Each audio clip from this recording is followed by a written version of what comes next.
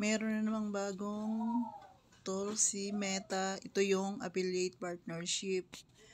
Kayo guys, tingnan nyo yung professional dashboard nyo. Baka meron na rin kayo. Tingnan natin kung anong meron dito. Dito tayo mapupunta guys. Ito yung nilalaman mga product ng Shopee. Ayan. I-click nga natin tong get started. Dito tayo mapupunta. Continue lang. Then allow.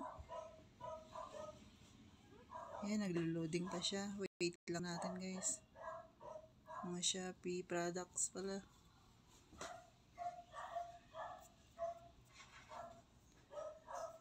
Hintay lang. Dito na tayo guys mapupunta.